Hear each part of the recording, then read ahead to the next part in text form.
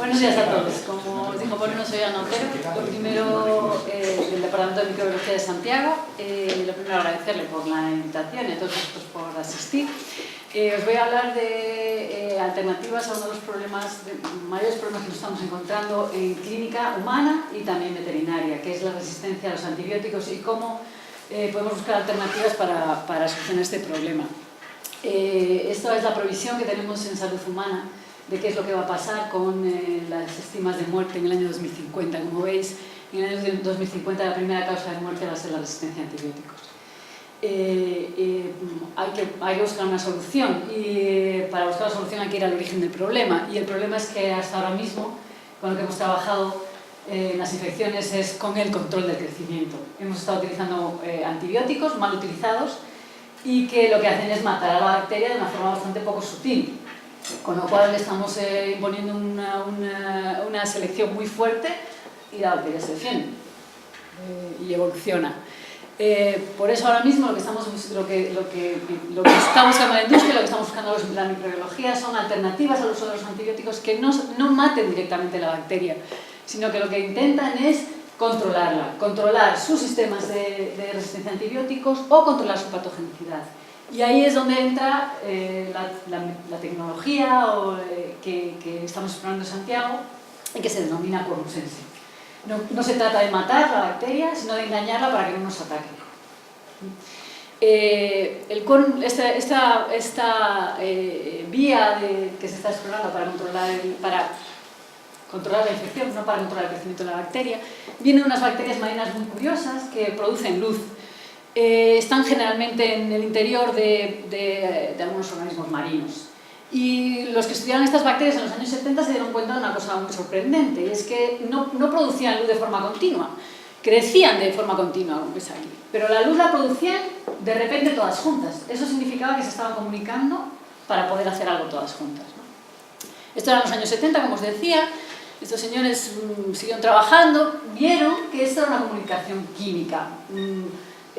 La bacteria estaba lanzando al medio una molécula muy pequeñita que tenéis ahí, es una acilomosellilactona que tiene un anillo lactona y una cola, y lo que ocurría es que las bacterias empezaban a lanzar esas señales al medio y a medida que había más bacterias, pues la señal se iba acumulando.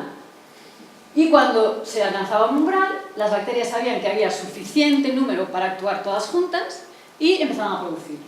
Bueno, durante casi 20 años esto fue un fenómeno curioso que estaba limitado a las bacterias marinas. Necesitamos 20 años los microbiólogos para creernos que esto podía ser algo generalizado en las bacterias, que eran mucho más inteligentes de lo que pensábamos y que se podían comunicar, ¿no? Entonces, este fenómeno que primero se llamaba autoinducción y después se llamó cormusense, sin detección de quórum, porque las bacterias lo que están viendo es si hay un número, están mandando señales para ver si hay un número suficiente para actuar todas juntas. Se empezó a encontrar en muchísimas bacterias patógenas de todo tipo. Como veis ahí hay patógenos de animales, brucela, tenemos patógenos fitopatógenos y muchísimos patógenos humanos. Todas ellas, los que utilizan este mecanismo, son gram negativas. Y hay algunas muy curiosas, dos patógenos de enorme importancia, Escherichia y Salmonella. Ellas no producen la señal, pero escuchan. Se aprovechan de las señales que producen las otras. Entonces están interactuando para saber, tienen unas señales para comunicarse entre ellas y el sensor para saber qué otras bacterias hay en el medio y si están en condición de competir o no competir, ¿no? Como podéis ver, regulan muchísimos fenotipos que son cruciales para la infección, desde la formación de biofilm, cápsula, proteasas, resistencia a antibióticos. Este mecanismo es especialmente importante en acuicultura, porque prácticamente todos los patógenos que son de significación en acuicultura, gram negativos, utilizan este sistema de comunicación para atacar a los peces. Todas estas bacterias utilizan moléculas de la misma familia, que tienen el anillo, y simplemente varía la longitud de la cola, que es lo que hace que el lenguaje sea específico, porque ellas se comunican con las de su misma especie. ¿Sí? Ahora sabemos que hay más sistemas de comunicación, cada vez más. El que habéis visto ahora, que se descubrieron en las bacterias luminiscentes, de las HLs, es de gram negativas. Los gram positivos utilizan principalmente pequeños péptidos, Y hay una señal que se conoce como la señal genérica I2, que es utilizada tanto por gram positivos como por gram negativos. Todo este mecanismo tan elegante de comunicación que tienen las bacterias tiene una implicación biotecnológica o clínica obvia. Si las bacterias que nos infectan solamente nos atacan cuando se están comunicando, si quitamos la señal, no nos atacan. Y va a ser muchísimo más fácil para nuestro sistema inmune y para los antibióticos eliminarlas. Esta vía de lucha contra las bacterias, que no mata a las bacterias, simplemente las engaña, evita que se comuniquen para atacarnos, se denomina inhibición de quorum sensing o también quorum quenching. Se puede hacer por distintas vías y existe ya en la naturaleza.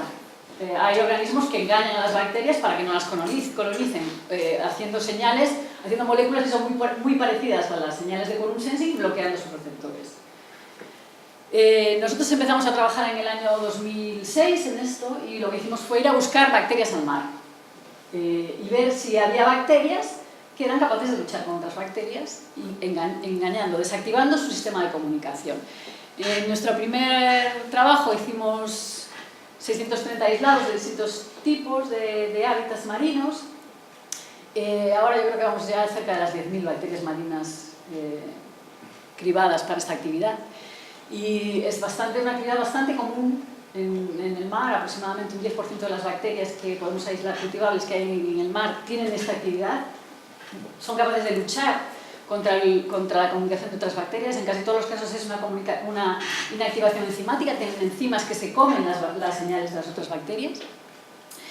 Y algunas de ellas las tenemos patentadas. Y con la suerte del principiante, tengo que reconocer que la suerte del principiante porque apareció en la primera placa del cribado, nuestra mejor cepa es la cepa 20J, la primera que encontramos y después de muchos miles de bacterias cribadas sigue siendo la mejor que hemos encontrado. Es una bacteria marina que degrada las señales de quorum sensing de bacterias patógenas muy rápidamente. Para que os hagáis una idea, esto es un trabajo en el que utilizan consorcios de bacterias. Aquí principalmente lo que hay es Bacillus, que es una bacteria que tiene muchas cepas de Bacillus, tienen esta capacidad de interferir con la comunicación, de producir enzimas. Como veis, tarda unas 48 horas en eliminar la señal de quorum sensing de un patógeno. La nuestra tarda aproximadamente 30 minutos. Esto es en células vivas. También fuimos capaces de clonar e identificar el enzima que es capaz de degradar estas señales. Es una lactonasa que abre el anillo lactona que tiene la pequeña señal. Es muy inespecífica, es capaz de degradar todo el rango de señales, le da igual como sea la cola. Y podéis ver aquí, esta es una lactonasa de Bacillus. Como os decía, muchos Bacillus tienen esta capacidad. Sabéis que muchos Bacillus se están utilizando como probióticos en sanidad animal. Y no todos tienen esta capacidad, muchos de ellos tienen la capacidad se usan más bien por su capacidad antibiótica, pero algunos de ellos también tienen esta capacidad. No muy desarrollada, pero sí la tienen. Como veis, la lactonasa de Bacillus es aproximadamente 2 órdenes de magnitud menos activa que la nuestra, que 20J, para señales cortas. Muy poquito después de que se empezaron a identificar estos fenómenos, estas enzimas, ya empezamos a tener en la bibliografía pruebas de que esto podía funcionar para controlar las infecciones. Y esta es lo primero que se publicó en el año 2001. Esto es un transgénico de tabaco que está expresando la lactonasa. Y esta es la respuesta de ese transgénico, que es un transgénico de quorum quenching, a la infección. Creo que es mucoderia, no estoy muy segura, la verdad. Y podéis ver, esto sería la cepa salvaje, que se ve infectada, y esta es la cepa transgénica de quorum quenching, que está expresando el enzima. Y esa enzima no está matando a la bacteria patógena, simplemente está evitando que la bacteria patógena se comunique y por lo tanto empiece a segregar los enzimas que se necesitan para atacar a la planta. También relativamente pronto empezamos a tener algunas pruebas en casi toda escala de laboratorio de la utilización de estas enzimas de quorum quenching para el tratamiento de infecciones en sanidad animal, principalmente en acuicultura, por el tipo de patógenos que tenemos en acuicultura y por también necesidad cruciante de formas de tratar las infecciones en la acuicultura, donde la utilización de antibióticos es todavía más restrictiva que en otros campos de la sanidad animal. Entonces podéis ver aquí, en este caso son larvas de camarón, infectados con Vibrio jarbelli, que por supuesto se comunica por HLs. Podéis ver aquí, este es el control no infectado, aquí está la infección, y podéis ver que el tratamiento con bacterias de Quenching, esas poco activas que veíamos antes, no la nuestra, este es el consorcio aquel que veíamos antes que no tiene tanta actividad, no solamente mejora la supervivencia con respecto al control infectado, sino incluso al control no infectado, porque hace que las bacterias que están allí tengan una menor fitness y tengan menos competencia, con lo cual mejora incluso el crecimiento de los cultivos no infectados. Nosotros hemos trabajado a escala in vitro en nuestro laboratorio con nuestra cepa y con nuestra lactonasa en varios sistemas. Lo que veis aquí es utilizando Escherichia coli como sistema de demostración. Escherichia coli, como decía, no produce HLs, pero escucha las HLs que están en el rumen de los rumiantes, donde sí que hay muchas bacterias que lo producen. Y eso les sirve a ella para activar sus mecanismos de resistencia al ácido, para saber que está dentro del rumen, porque sabe que hay muchas bacterias. Si hay muchas bacterias hay HL, estoy en el rumen, tengo que expresar mis mecanismos de resistencia al ácido. De hecho, cuando tienes un cultivo normal de E. coli sin HLs y ves lo que resiste al ácido, no resiste, muere. Pero si le has echado HLs artificialmente, como pasaría en el rumen, sobreviven. Porque dice, estoy en el rumen, hay HLs, estoy en el rumen, tengo que expresar mi resistencia al ácido. Bueno, es el control del enzima de 20J. Si nosotros le echamos a ese mismo cultivo el enzima que elimina la señal, bajamos considerablemente la resistencia al ácido, porque Escherichia coli no expresa en igual medida su mecanismo de resistencia al ácido. Hemos trabajado también con otros patógenos humanos. Este es Pseudomonas aeruginosa, es uno de los más estudiados por sistema de quorum sensing. Tiene múltiples sistemas de quorum sensing, no solamente HL, tiene hasta 3 o 4 activos. Pero el HL, el sistema de comunicación por HLs es crucial, y aquí en este caso lo que veis es el control de la formación de biopelícula, que es fundamental en estos patógenos, que colonizan pulmones, catéteres, que está mediado por HLs. Entonces aquí veis un cultivo control con todas las pseudomonas, que son estos dos puntos de color verde pegadas en el material formando un biofilm. Y aquí veis cuando se le añade el enzima, las células no expresan los genes que requieren para formar el biofilm y por lo tanto no se adhieren a la película. Esto se está ya probando en distintos materiales, en catéteres, por ejemplo, se está utilizando, en otro tipo de superficies. Se está utilizando muchísimo, los que van más avanzados en la aplicación de esta tecnología son los ingenieros químicos, que tienen un problema de formación de biofilm en sus reactores de membrana. Y ahí ya se está aplicando a nivel industrial la utilización de cepas de quorum quenching para evitar el fouling, la adherencia a las membranas. Hemos trabajado en este sistema también con Acinetobacter, que es otro patógeno multiresistente bastante peliagudo que tenemos ahora mismo en los hospitales. Y últimamente estamos trabajando en un modelo de placa multiespecífica bastante complejo, que es placa dental. La placa dental es un biofilm, hay bacterias, y cuando hay muchas bacterias juntas va a haber comunicación. El reto es saber si en este tipo de biofilm mandan las HLs o no. No era un buen candidato, porque la placa dental está dominada por bacterias no positivas y hay muy pocas bacterias no negativas, con lo cual pues, la idea al principio era que no iba a haber mucho efecto del quorum quenching de HLs en la placa dental, pero aquí podéis ver, en este caso es una placa artificial, que es una mezcla de 6 especies, algunas de ellas son colonizadoras y otras son patógenas, pero también funciona en biofilm formado de saliva o de placa subgingival, y podéis ver aquí la formación de biofilm oral en una superficie en hidroxiapatita que simula la superficie del ambiente, control, y qué es lo que pasa si añadimos enzima de quorum quenching. Se produce un descenso aproximadamente, es capaz de controlar el 80% de la formación en las primeras 24 horas. Después ya no, llega un momento en el que ya deja de ser tan importante en ese paso inicial de colonización y vuelve a formarse biofilm, pero bueno, si estamos pensando en meter estos enzimas pues, placa dental, en colutorios o en pasta dental, pues claro, nos la daríamos entera 24 horas y tendríamos este efecto. Ya muy rápido para acabar, algunas de las pruebas que hemos hecho ya con animales, a una escala que ya no es in vitro. Hay dos formas de aplicar, en animales había dos formas de aplicar esta tecnología, que es como células vivas, como si fuese un probiótico, eso se interesa mucho en acuicultura para los cultivos larvarios, o en un pienso, pues en un pienso que lleva directamente el enzima o incluso el extracto celular. Aquí solamente os voy a enseñar dos ejemplos. En este caso es como probiótico, en cultivos larvarios de larvas de almeja, en este caso la almeja babosa, que son muy sensibles a las bacterias. Antiguamente se echaba cloranfenicol, ahora está prohibido, aunque muchos criaderos siguen usándolo ilegalmente. Veis que en algunos casos, en este caso específicamente, el cloranfenicol no mejoró la supervivencia de las larvas de almejas. Sin embargo, la utilización de la cepa, en este caso cepa viva, solamente 10⁻3, que es bajo para un probiótico, es capaz ya de incrementarnos casi 3 veces la supervivencia de la larva.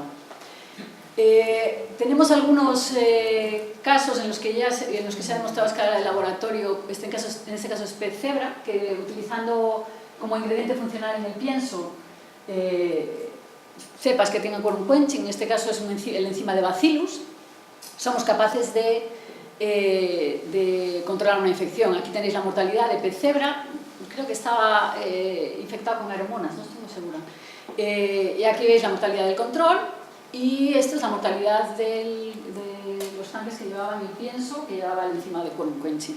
Nosotros en Santiago, con nuestra cepa 20J, también lo hemos hecho en Rodaballo, y podéis ver aquí, en este caso no logramos que hubiese muerte, porque era una infección por cohabitación, pero sí que podéis ver la evolución de los síntomas. Aquí tenéis el tanque control, los peces seguían teniendo síntomas de infección después de 14 días, y se podía recuperar el patógeno sin problema de los peces, mientras que en los tanques que llevaban como ingrediente funcional una cepa de quorum quenching desaparecían los síntomas a partir del 11º día. Todavía se podía recuperar el patógeno, pero los síntomas ya no estaban ahí, porque es importante que recordéis que con esta metodología no estamos matando al patógeno, lo que estamos haciendo es evitar que ataque. Obviamente al disminuir su fitness se va a acabar eliminando, pero no lo estamos matando. Y ya para acabar, explicaros que la idea en este tipo de metodologías es que son metodologías, no son alternativas, sino que van a ser coadyuvantes. La idea es introducirlas siempre en combinación, o en combinación con antibióticos, o en combinación con otros enzimas como se está haciendo en catéteres.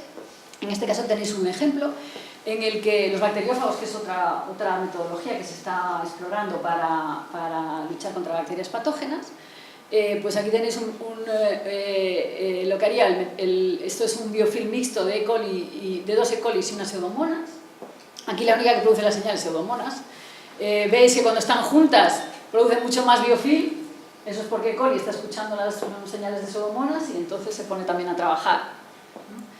De hecho veis que alguna E. coli no hace biofilm para nada cuando está sola y sí cuando está con pseudomonas. Si echamos el bacteriófago solo, reducimos el biofilm, pero si el bacteriófago expresa un enzima de quorum quenching que elimina las señales que está produciendo pseudomonas, veis que el efecto sobre el biofilm es mucho mayor. Esa es la vía que ahora mismo se está explorando en este tipo de antipatogénicos. No solamente utilizar una vía, sino combinar varias vías, varios tipos de enzima, y estos junto con inhibidores de resistencia a antibióticos. Y nada más, eso es todo. Este es el equipo veréis, esta es solamente una de las líneas de mi grupo, esta es la gente que ha trabajado en esa línea, Manuel Romero, que ya está en Nottingham, Celia Meyer, que acabó su tesis en junio, Andrea Muras, que también trabaja en placa dental, y Ana Parra, que acaba de empezar. Y eso es todo, muchas gracias.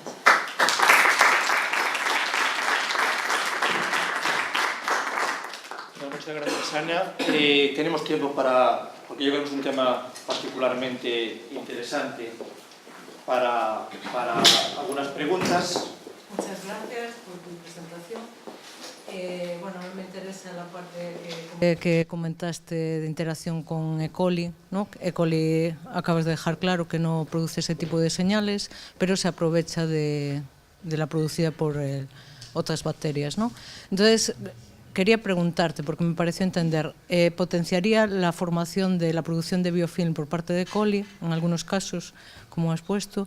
Y en la primera diapositiva también estimularía la producción de verotoxinas, porque me pareció ver que relacionabas STEC en una de las primeras diapositivas, ¿sí? Eso está escrito in vitro. O por la mayor parte de esos estudios lo que hacen es estudios de metatranscriptómica. Entonces echan HL y ven en respuesta a los HL cuáles son los genes que se expresan. Sí que hay, lo poco que he visto es que en E. coli hay bastante diversidad, como todo, dependiendo de la cepa con la que se trabaje. Demostrado así con experimentos o con animales o con resistencia al ácido, desde luego. Se ha visto que la supervivencia de mutantes del detector en supervivencia atravesando el tracto de terneros desaparecen, directamente desaparecen. Si es un mutante, no es capaz de pasar el tracto, porque no se adapta al rumbo. Muy bien. ¿Más preguntas? Manuel. Bueno, primero me ha gustado mucho la presentación. El año pasado estuvimos en Santiago y también lo hiciste y me pareció una cosa muy bonita. Mi pregunta va encaminada al tema de la selección sobre las bacterias, ¿no? Es decir, que haces una selección muy grande, ¿no? Y acabas seleccionando los más resistentes.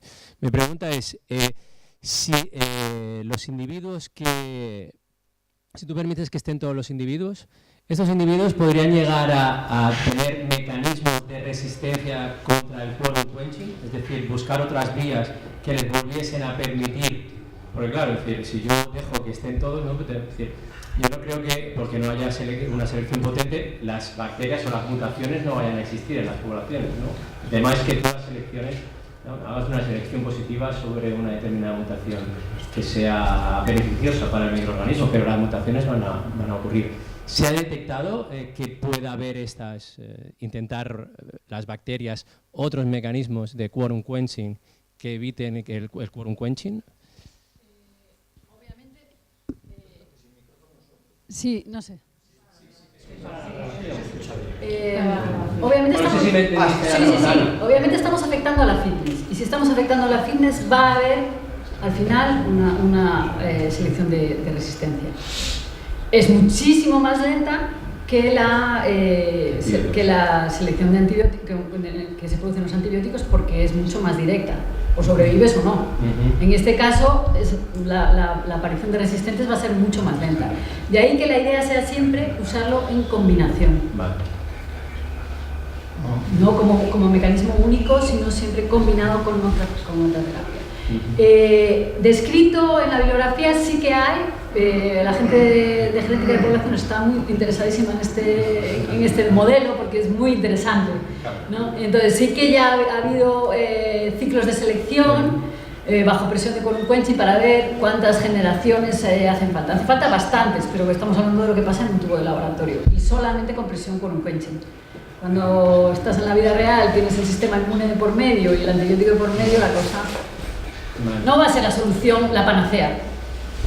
Antonio, una pregunta desde mi absoluta ignorancia. Este tipo de tratamientos, dices que se están poniendo en catéteres vías centrales, catéteres intravenosos. ¿Qué duración tiene este tipo de tratamiento? Por el momento solo experimental, pero la cuestión es el enzima que tengas. Nosotros, para que os hagáis una idea de la resistencia de algunos de los enzimas, nuestro enzima lleva metido en colutorio a temperatura ambiente en este momento 2 años y medio, en un colutorio oral, y es perfectamente activo. Pero mi pregunta es, ¿este tipo de enzimas se pueden dar como tratamiento de superficie? Estoy pensando en implantes dentales, implantes de osteosíntesis, lo digo, sí, y su durabilidad. Claro, nosotros estamos trabajando con el grupo de Carmen Álvarez con la inmovilización de estos enzimas en la superficie de catéteres. Entonces, una vez que están inmovilizados, la duración es mucho mayor, claro, porque el lavado que se produce es importante. Lo digo porque lo aplicado como tratamiento de superficie, en todo lo que se puede integrar en el organismo. Se puede. Se puede hacer. Y se puede inmovilizar el material. Funciona. Hay un trabajo, no creo que se me diga, está limitado de tiempo, en el que tienen el material del catéter funcionalizado con una amilasa que es más bien para los gram positivos y una lactonasa para los gram negativos. Y entonces cubres todo el espectro y se ve... Claro, porque uno de los problemas del rechazo de implantes es la infección. Si lo puedes aplicar en superficie, reduciría drásticamente la movilidad del implante, por ejemplo. Sí, no, es que el biofilm en sí es una forma de resistencia al antibiótico, porque las células que están ahí cambian su metabolismo, el antibiótico penetra menos, entonces si tú afectas a la estructura del biofilm, tienes un biofilm menos organizado, aunque se pegue, está menos organizado, va a ser más eficiente la penetración del antibiótico. Gracias. Yo tenía un par de cuestiones muy rápidas. Una, ¿hay alguna limitación al uso de las lactonasas? Por tanto, el quorum quenching en alimentos. ¿Hay control en ese tema o no hay control? De momento no hay nada registrado. Y cuando hablas con las empresas que están haciendo las pruebas, cada empresa, la idea es que como alimento funcional, como ingrediente funcional en piensos, probablemente sería muy fácil registrarlo. Me refiero incluso en el tratamiento de alimentos humanos para aumentar su durabilidad. Claro, te lo digo porque ayer tuvimos una reunión con los responsables de depuradoras que están evaluando un proyecto ahora mismo, el tema, desde que sale el mejillón de la depuradora o que sale el molusco de la depuradora, el tiempo que puede, digamos, la vida útil hasta que puede ser consumido, y por tanto si tú haces un tratamiento de quorum quenching, si no tiene problemas de tipo de gestión sanitaria o de control en la alimentación, pues podrías alargar la vida útil de los alimentos. La regulación en cada campo es un mundo, porque hay veces que para alimentación animal, por ejemplo, trabajamos con empresas en Europa y no tiene nada que ver la regulación con Estados Unidos. Hay cosas que son sorprendentes, por ejemplo, estamos trabajando con empresas de salud dental y tienen poquísima restricción, porque resulta que todo lo que usamos dentro de la boca no es un medicamento, es un cosmético. Ya. Y entonces pueden meter prácticamente lo que quieran. Y resulta que a lo mejor nos sorprende en alimentación es más estricto que para salud dental, no lo sé, es complicado. Lado, eso menciona que para, digamos, un tipo de molécula tan simple que una lactonasa aparentemente sería muy fácil de producir también, digamos, por ingeniería genética en las propias bacterias para utilizarla de forma rutinaria, incluso modelarla en función... Sí, claro, la nuestra está producida, es transgénica, la que estáis viendo ahí ya es transgénica, está producida en Escherichia coli. Claro. Sí. Y la resistencia que tienen algunos moluscos, por ejemplo, porque tienen determinadas bacterias para evitar que otras bacterias los infecten, ¿tiene que ver con esto exactamente? Pues no lo sé, nunca nos han caído en nuestras manos esas bacterias para ver si tenían quenching. Hay virus en moluscos que evitan la infección de otras bacterias. No hemos tenido, no. Vale. ¿Alguna cosa más? Una curiosidad. ¿Se sabe si esos tratamientos pueden tener una influencia sobre la microbiota normal? Sí acaba teniendo una influencia sobre la microbiota normal. Sí que acaba teniendo. Pero normalmente es al contrario. Por ejemplo, en placa dental lo que estamos viendo es que cuando tenemos una placa dental periodontal, es una placa que tiene ese desequilibrio y hace que tenga más HLs de lo normal. Entonces, hay veces en que precisamente la HL la puedes ver como un marcador del desequilibrio, y si tú la quitas, vuelve al equilibrio. Por lo menos en placa dental es lo que estamos viendo.